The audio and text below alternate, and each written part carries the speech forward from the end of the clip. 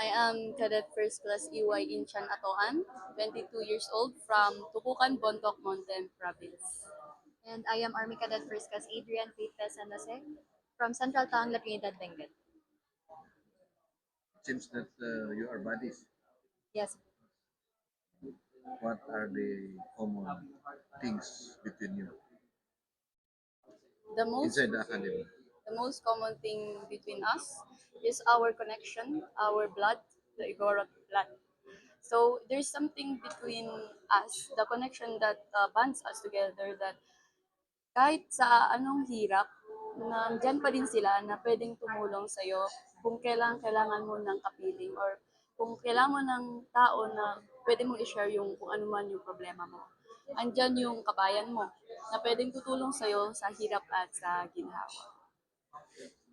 Doon mo masasabi na ang kapwa Cordilleran mo, kapwa Torogi mo, yan yung pinakauna mong pwede mong lapitan sa kahit anumang pagsubok mo. Kasi yan yung masasabi mong kapatid mo. Hindi ka man parehas na kung anong mang lugar yan, pero parehas kayong Cordilleran, parehas kayong may dugong Igorot. You are both journalism awardees too. No, No, ako sir. lang. Siya lang po yung naka-receive ng journalism award. But we are both Journalist. journalists. So, why did you choose that vocation? It's where, through journalism, hindi mo lang nasasabi kung ano yung pwede mong sabihin. Actually, you can be the voice of the people around you, of your experiences na hindi mo makayang masabi. Basing din sa mga experience namin or we've heard stories among our Cordilleran tribes na it's difficult to voice out.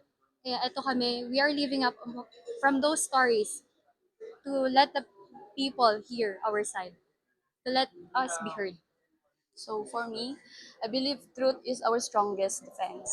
Especially as a journalism awardee, um, I want to voice out, not only to tell the stories of myself, but for my fellow officers, future leaders, and for our youth. Alam ko na yung misinformation is a very difficult challenge for us. We want to voice out the truth. That's why participating in this kind of talent, especially through journalism, we can apply the strongest defense that we can offer, especially in the current modern threats ngayon in information security operations, that through writing, we can share the truth, the real truth that can serve our country. Masasabi niyo ba na advantage niyo dahil mas malapit kayo dito sa academy kumpara sa inyong mga kabatch? um, I can answer on two perspective. One, yes, advantage siya because you can reach out easily to the youth. Being a PME is a role that gusto ng lahat. So it means you can reach out to the whole nation. Na because of being a PMA cadet, you can actually lead them. Yung isa, there's no leverage per se, because everyone can share the truth using their own roles in the society. You can be a journalist, not because you are a PMA, but you can be a civilian and as journalist at the same time share the truth, share your opinion, share what you can do for your country. So the patriotism is still there. It does not matter what uniform or clothes you wear, but the patriotism or the pride that you share for your country is very important. Especially sa ating mga journalists, sa ating mga youth na nagkikrave ng katotohanan, na hindi man lang nawawala sa daan, kundi andun ka para ilid mo yung tao mo.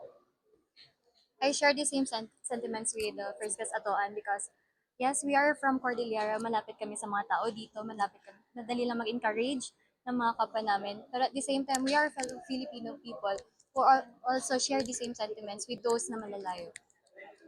Could you run us through your journey in entering and graduating? Short question Um, rin. Ano yung makakalimutan in your journey inside the academy? Ano yung what brought you here? Start. So, originally, wala talaga yung PMA sa plano ko sa career ko. However, due to my father inspired me to enter this academy, and that's yung statement niya na anak, kaya mo yan, anak, gawin mo lang yung makakaya mo. Yun yung nagdala sa akin na from first year hanggang ngayon, that's what kept me going until the end. Your father is My father is a retired PNP. your mother. My mother is a businesswoman. We share actually the same background. My father is a retired police master sergeant. However, my mother is a housewife. So what inspired me to be a PMA cadet is not aside from my father's wish or dream to become a military na tinupad ko din. Uh, it's a calling for me. I was one of those youth na pumasok sa isang naghanap ng purpose in life, and I believe PMA called for me. And the most remember, yung naalala kong experience dito sa academy is the transition. So I was a civilian transitioning to be a military soldier. It was a difficult phase for me, but in the end, was able to adapt and I was able to grow. When you And were, to add up on that, sorry, siguro both of us, given na ganun yung background namin, nagtagal din kami dito because we wanted to serve our country, our fellow Filipino men. Nilit ba kayo ng mga tatay niyo na mag-PMA? No. when you were confronted by those challenging times, did it come to your mind to quit? Yes, especially during the transitional phase. However, my strong faith in God, actually every night I pray that I can survive another day. Because my father, as Cordillerans, in our childhood, it was never taught to us to never quit. So there's the strength, the resilience to push through and keep going. Then for me, yes, I've also felt the same way na sometime along the way, naisipan ko rin mag-quit. However, meron tong ugali ng mga turogin na ustum, say-saya atom sa amago. And hearing those words, parang hindi mo kayang mag-give up kapag yun yung naririnig mo at the back of your mind na andun yung parents mo, yung mga kabayan mo, lahat ng mga pamilya mo saying na hala, nandito yung anak ko, pinapasok ko siya. Sasabihin, at the back of your mind, lagi nilang nire-remind sa'yo na anak, gawin mo yung tama, anak, gawin mo na maayos. So we always go back to our roots and at the same time to our purpose here, which is yun nga, to serve our country. Your message to your younger brothers and sisters. Encouraging them. Do you want them to join? To my kailyan out there, I invite you to take the PMA challenge. Kung kinaya ko man yung hirap dito, whether I came from any different areas in Cordillera, I know that you can do it too.